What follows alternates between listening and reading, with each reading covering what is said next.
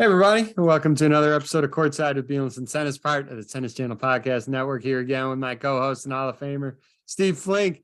What did we do? We did an Indian Wells preview. We did an Indian Wells mid-tournament deal because there was so much action going on, and now we're doing our Indian Wells recap. Steve, both on the men's and women's side, unbelievable tournament. It was. I mean, we'll get to the men a little later. I know. I was hoping for a closer contest, but it was still a great performance from Alcaraz and a great finish for the tournament overall. And you're right. We had to do one midway because there were so many dramatic developments, but now it's nice to be able to look back on it all. And it was definitely one of them, probably combined. I can't think of a better Indian Wells combined for the men and women. Unbelievable. And I think, if my memory serves me correctly, the semifinal matchups on both the men's and the women's, unbelievable matchups. I think they were all in straight sets. I think that is the case. So with that, let's start, because these were just heavyweight matchups like crazy. And we'll go on the women's side. I mean, you had in the semis, you had Iga. She was playing in another stratosphere up to that point against Rybakina. And you all know the year that Rybakina's had. Finaled Australia. She won Wimbledon the previous summer. I was thinking Iga in straight sets. Rybakina played unbelievable. Later in the press conference, we found out Iga had a rib injury that was bothering her. I don't know if that would have played a difference. We'll never know. But Rybakina beat her pretty convincingly, and you don't do that to Iga in straight sets. No, you don't. But let's also not forget that Rybakina beat Iga, at the Australian Open as well. So that was a much faster court. But it just shows, right. She's just showing left and right that she's afraid of no one, and that her game matches up well against everyone. And, she's got that wonderful serve, particularly one of the great first serves in women's tennis. And she's able to be such a quick ball striker. She's able to get on top of points so easily. And that, I don't know, it wasn't that apparent until Iga said afterwards that she was hurting, that there was anything wrong with her. On the other hand, before you know it, she's down to 7-5 love, and she managed to squeeze a few games.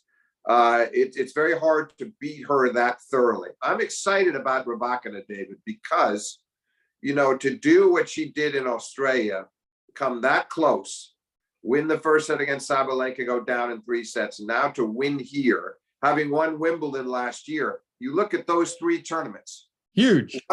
And it just shows that she belongs in the absolute hierarchy of the women's game. And she would be ranked a lot higher right now if she gotten her Wimbledon points last year. But we know that she's a clear top 3, top 4 player who can contend for number 1. I want to see what she can do on the clay. That'll be interesting, but she's certainly demonstrably proven that, on hard courts and grass, she's right up there at or near the top. 100% agree. And yeah, she's had some incredible results. I agree with you. Let's see how she does on the clay. The other semi was Maria Sakkari versus Sabalenka. Sakkari in the quarter, remember, she played Kvitova. Kvitova beat Pegula in that crazy match. There was something in that quarter that I want to talk. It's just a good lesson for adults, kids, whoever play this game. Sakkari winds up beating Kvitova in 3 sets, and Sakkari was down a set, and I think maybe a break. She was. Yeah, she was. And the lesson is, go ahead. Yeah, it was 3-1 in the second set. So yep, 3-1 in the second.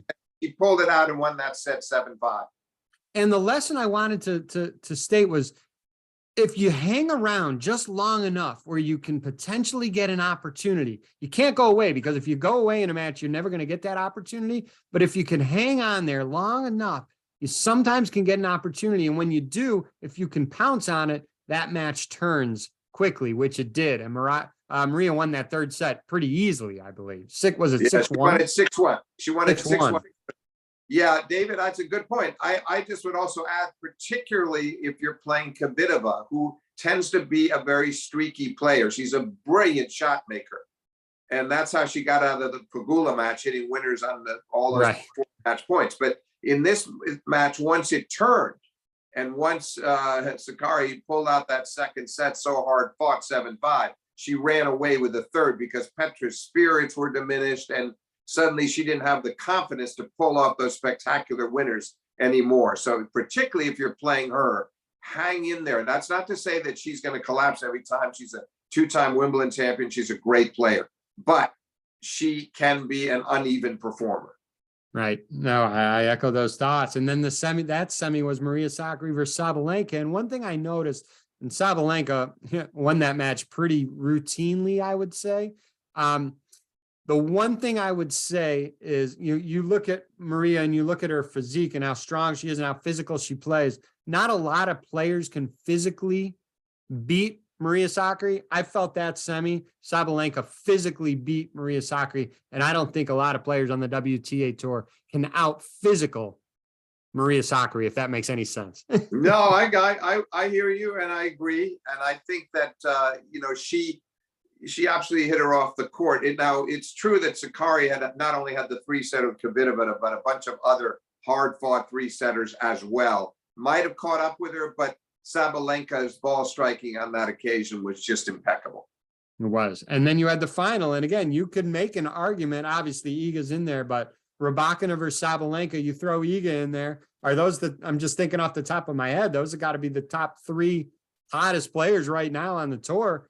And Rybakina wins. And what was straight sets, right? Like it's this rivalry between Rybakina, Sabalenka, and now you throw Iga in. Like you said, Rybakina's beaten Iga now a couple times. It's going to be awesome to see that trifecta kind of compete for the biggest events going forward. Absolutely. And Rybakina had never beaten Sabalenka, so that was a breakthrough triumph. That's why I say she's afraid of no one right now. But it was a fascinating first set because Sabalenka had the break. She was up 4-2, and Rybakina got even. Then they each had tons of chances in the tiebreak, which went to 13-11. And unfortunately for Sabalenka, 10 double faults in that first set. Yeah, it crept back up again, Steve. It crept back up again. And she admitted it. She was honest with her. What I liked was there was totally honest with herself afterwards about how they had crept back in, and it obviously did get in her head. But one of them was on a set point. So sad to see her try to kick that second serve in on set point and send it into the net. She was very, very tight on the. I had the feeling when it's that close all the way through a first set like that, that's lasting well over an hour, you got to believe whoever wins that set is almost surely going to win the match, and that's what happened. And Sabalenka admitted, David, that first 2 games of the second set, when she went down 2-love, she wasn't present. You could see she was ready to burst into tears. She's such an emotional woman. On the other hand, very generous of spirit and terrific in the presentation ceremony afterwards. So funny. Yeah. So it's impossible not to find her extremely likable. Man, I mean, and you hear her so loud and boisterous on the court competing, but then you see the softer side of her, the funnier side of her off the court. All the players love her, and she's got a great personality, great sense of humor. It's good to see both sides of that. Okay, on to the men, which the men also had an unbelievable field, unbelievable matchups. I remember the quarterfinals. The 2 quarters that really stuck in my head was the Alcaraz and Felix match. I thought the athleticism both in between Carlos and Felix, unbelievable. And the Fritz Sinner match, I felt bad for the tennis balls because Fritz and Sinner were just pulverizing the ball, absolutely crushing the ball. What are your takes on both those matches? Yeah, well, let's start with Carlos and FAA. I had the feeling that Carlos, I mean, he knew he had lost his 3 previous meetings with Felix, including a U.S. Open match where he's down a set in a break and had to retire with a leg injury, and a Davis Cup clash last year. That was the 2021 U.S. Open I'm referring to. Then last year, right after Carlos, not long after Carlos has won the U.S. Open, he had to play Felix in the Davis Cup. It was tough timing, and he lost again. And finally, he lost to him on a fast court indoors toward the end of the year. So all those, I think he's thinking to himself, he was awfully good on those occasions, but I wasn't at my best, and I've got to turn this around, and I've got to do it now. And did he ever? I mean, he was it was 4-4. You're right. The athleticism, Felix had some shining moments, but he couldn't stay with him consistently from the backcourt. And he was so under pressure, David, in almost every service game in the first set, not so much in the second when the wind died down, but he was having so much trouble holding. And then it came down to one crucial game there at 4-all in the second when Felix is down 15-40, gets to the ad, and Carlos just keeps those returns coming and gets the break and closes out the match. So it was a very enjoyable match, and one that I think Alcaraz wanted to win very badly. Yeah. And then the Fritz Sinner match, that was 6-4 in the third. Taylor Fritz, defending champion. You know how much he loves this tournament. He's from California. He'd love to repeat as champ. Again, just both those guys. I mean, just pulverizing the ball. They were, and the rallies were breathtaking. Having said that, again, just like I felt that Felix was the one in control from the baseline against FAA, I felt the same thing with Sinner, that if Taylor didn't win that point, and they showed the stats, rallies going over 9 strokes, and it was an enormous advantage for Sinner. And okay. So it's like Taylor had to strike very quickly. He had to get it done in the first six, those first 3 hits, those first 6 to 8 strokes. And when he did, he was very effective. But the longer it went, you felt like the better ball control was definitely belonged to Sinner. It's always strange for me to see guys like Darren Cahill, who is such a respectful commentator, and we know he's such a great coach too. It's always odd for me seeing a commentator like that in a box to coach someone, because you're used to hearing them be objective for so many players, and now they're coaching a certain player and you know who their interest is for. And it's not a bad thing at all. I'm not saying it's a bad thing at all. It's just weird because you're used to hearing one side of it being more objective, and then you see the coach in the box and there's no objectivity going on in that coach's mind right then and there. No, true. But in addition to that, I think that the Sinner is just very fortunate to have him as one of his voices now. Because Cahill is one of the keenest observers in the sport. We've heard it in his commentary, but he's a very level-headed guy as well.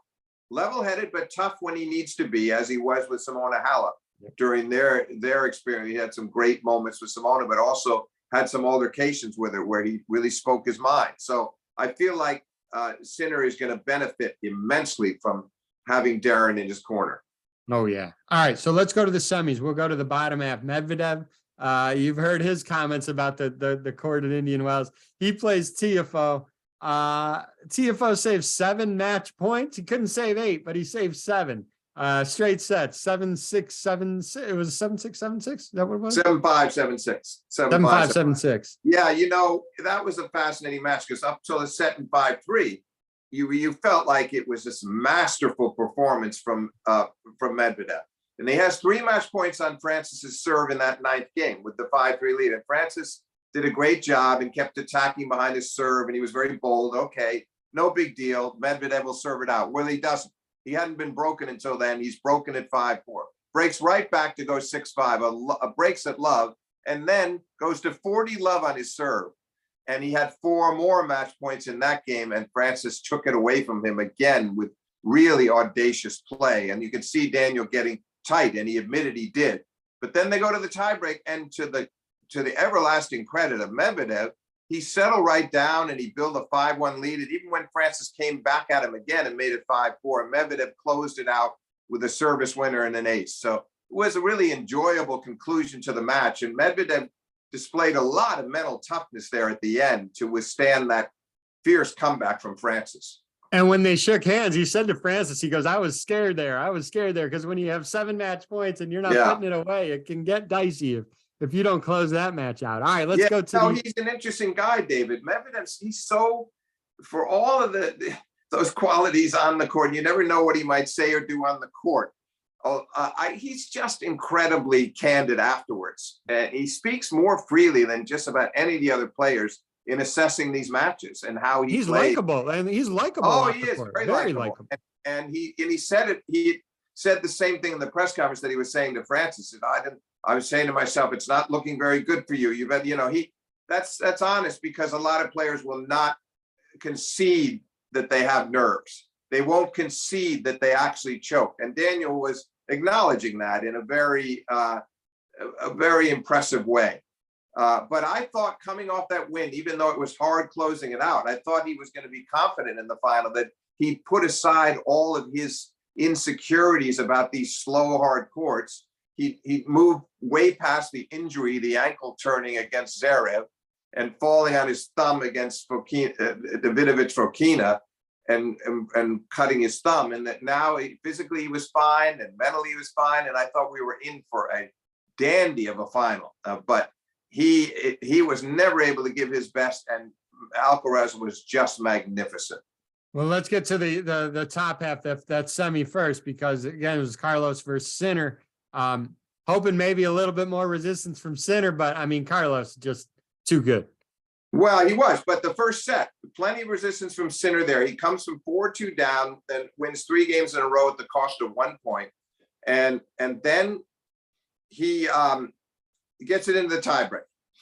And in the tiebreak, he did he's got, at 6, he gets it to 6-5, he's up 6-5, and he's got Carlos serving at set point down, but Carlos hits a drop shot. Sinner seemed to get there in plenty of time, David, but his pass down the line was way too high, and Carlos just moved easily to his right and punched the forehand volley into the open court. That was a huge point, because if Sinner, if he takes that set 7-5, as he was in a position to do, it could have been a very different match. That first set was critical. Then Carlos was absolutely brilliant in the second set.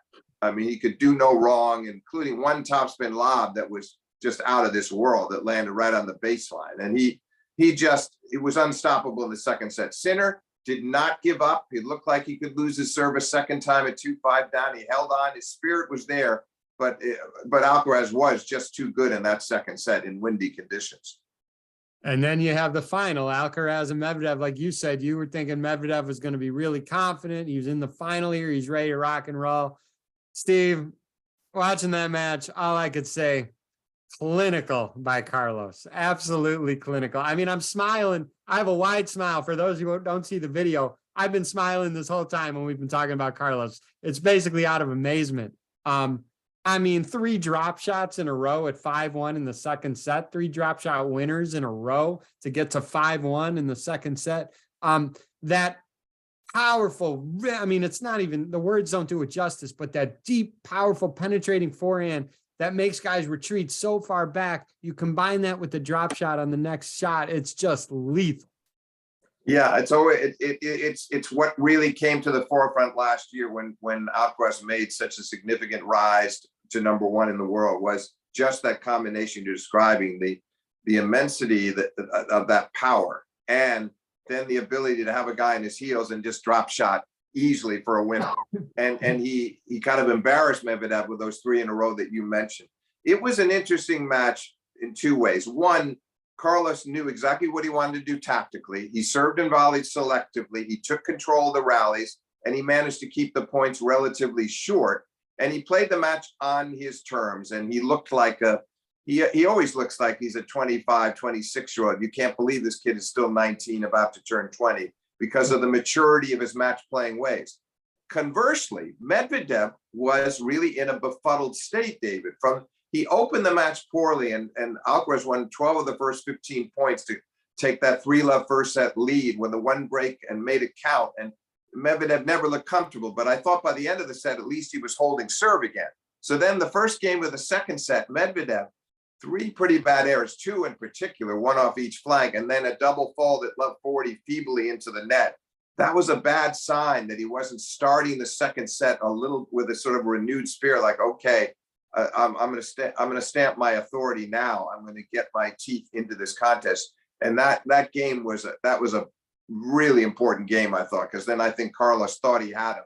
And Medvedev he said later he wasn't sure whether it was Carlos's ball. He didn't know if it was the wind. He couldn't quite explain. And I don't think he was hiding anything here. I think he's probably going to need to look at the tape. He didn't really fully understand what happened out there and why he was beaten so decisively.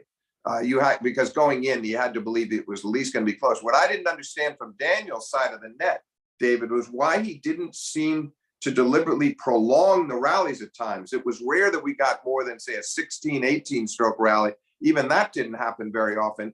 Carlos was able to win these points in 8 shots and 6 shots. And Yeah, that's what I was going to say. Maybe Carlos had a lot to do, not allowing Daniel to do that. well, Just the to an sheer extent, power. I agree, but I think more so just when Carlos was serving and taking control and winning over 80% of his first serve points, too good. But when Daniel was serving, even then he seemed to want to, he had it in his head that he was going to be very aggressive and try and hit through him as much as he could. And that was not going to work. Certainly not yesterday. And we're so used to Daniel digging in and saying, okay, right, prove to me that you can outlast me in a 50-stroke rally. He'll even do that. He doesn't miss, right? He gets everything back. And have some incredible rallies for that reason when he plays Novak. But he didn't seem to want to employ that tactic yesterday. And I'll be interested to see the next time they meet whether Medvedev's tactics are very different from what they were yesterday. No guarantee that he beats him. It would be a big turnaround, but I think he'll play it very differently. Different strategy. Yeah, no, well said. So it's funny to me when Carlos bursted on the scene, everyone's like, oh, this guy's going to be a nightmare on clay. They didn't really talk about the hard court right off the bat. And look, he has 8 titles. 5 of them are on clay, but the 3 titles that he has on hard court are the US Open, Miami, and Indian Wells. Outside of the Australian Open, those are the 3 biggest hard court events there are. I mean, you could make that argument, right? Yeah, absolutely. And I think you could make an argument that he is, maybe if we're grading a paper and we're giving him a 95 for his clay court tennis, I'm not sure I'm not giving him 97 for his hard court game. I'm not 100% sure he's not agree, even... right? It's crazy. Yeah. I mean, it is unbelievable. And again, yeah, he does have more clay titles than hard, but I mean, the fact that he is this effective on a hard court when he first bursted out on the scene and we said, whoa, this guy's going to be lethal on clay. It's amazing. And with the win, he regains the world #1 ranking. He also didn't lose a set in this tournament. The last one to do that was Roger. 2017. He's won this. He has now won the Sunshine Double. He won Miami last year. Let's see if he can win Miami. Let's see if he can do it in 1 year. David, a quick point. He needs to do that to hold on to that #1 ranking, by the way. Not that I think he's going to get obsessed with that, nor is Novak, because they could very well go back and forth quite a bit. They each have really virtually the same number of points to defend during the clay court season. They each lost in the quarters of the French last year. They each won a Masters 1000 on the clay last year. So it's very similar what they have to protect. So I don't think either one will get obsessed. But all I'm saying is, Carlos has to defend or Novak could go back to 1. They're going to have a fascinating battle for supremacy there as the year moves along. And then I think that Daniel will emerge. Medvedev, I think, is going to be the guy, the third wheel here. He's going to be in that top 3 with them. And it's not going to take too long, by the way. I think you're going to see him move past Ruud, move past Tsitsipas, and they will be the big 3 of the sport for the rest of the year, in my view. We both agree that we think Novak should be okay for the U.S. summer hard court swing. So for the rest of the year after Miami, they're going to be competing in the same tournaments, hopefully. Hopefully both are injury-free, and hopefully Novak will get cleared and all that. And David, another thing, let's not forget, Rafa appears to be stepping up his training regimen, and it's looking like he's going to be ready for Monte Carlo. So imagine the prospects for the clay court season. Even if Medvedev continues to struggle on the clay, which he might, he'll turn it around from Wimbledon on, I'm sure, and we'll see his best from that one. But Rafa's best may be coming maybe just around the corner here. If he's healthy, that's a big if, but if he is, imagine some of the tennis we're going to see if Rafa plays some matches in Monte Carlo and Rome and Madrid against both Carlos and Novak. It'll be wonderful. Yeah. It will be. Again, like you said, it's a big if Rafa remains healthy, but hopefully he will. Speaking of Rafa, after 912 consecutive weeks, Rafa leaves the top 10. I did the calculation, Steve. That's 17 and a half years that he was in the top 10. Miraculous, just miraculous. It is astounding. A lot of that, I mean, listen, there are many reasons for it. His persistence, his professionalism, and so many of those years he was so dominant on clay that the points that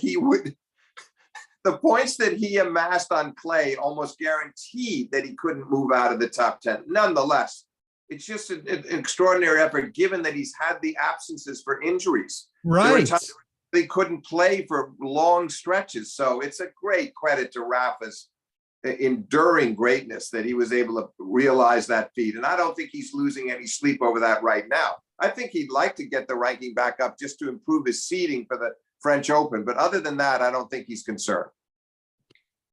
All right. Well, hey, there's no rest for the weary here, Steve. We got Miami right around the corner. Before we start even thinking about that, any parting thoughts on Indian Wells? What a miraculous, what was it, 10 days? Well, it was just an incredible, it's all like a mess in my brain. There was so many good moments. No, I just think the only thing I would add is it says even more about these players that we could be so exhilarated by what we witnessed, and they were having to deal with some pretty fierce winds and changeable winds. And as you know, as someone who teaches this game, it's really difficult to play in those capricious, windy conditions and adjust your game and to keep your level high. And they all managed it, and then some.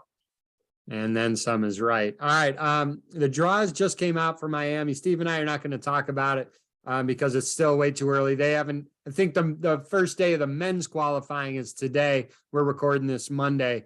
Women's first day was yesterday of qualifying. The one match I did want to just throw out there, Steve, is in the women's draw, the first round. It's two players that we spoke very highly of in Indian Wells and was happy that they were playing really well.